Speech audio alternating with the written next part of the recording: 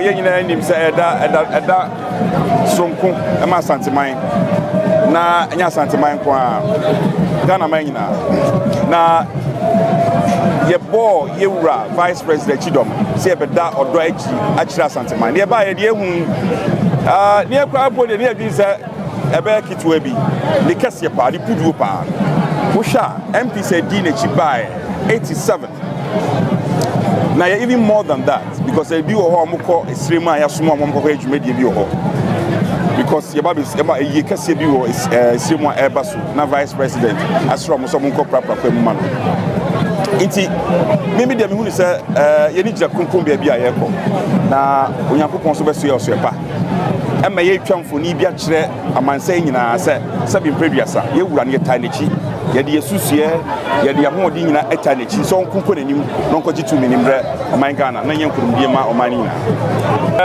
mpani sɛ adwumasini bi ani akatua adwumasini bi ani wiase ɛwɔ akatua agye wa no kwani ni mu na me ka no kra so misro you share your Republican constitution from First Republic, Second Republic, Third Republic, Fourth Republic. You now vice president, we say that. Our president, we should be our do score at the Ajin for Frobra. A corner of Fasoma Ghana, the Sikasam Ejina ye, or corner of Fasoma ye, a woman Sia Etimajina ye. We only say, or your vice president, what times bounce from 20, just in United Eternity. And Tianuti and United Eternity, then they want the baby when you meet eternity. What you mean to romance spelling?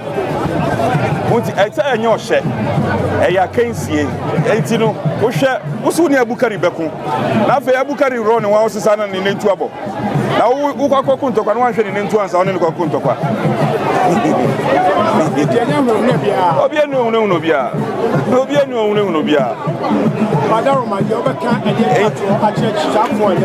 I said, I know who know me one dream. About Santimemu, about Santimemu, you're Gideon, come on,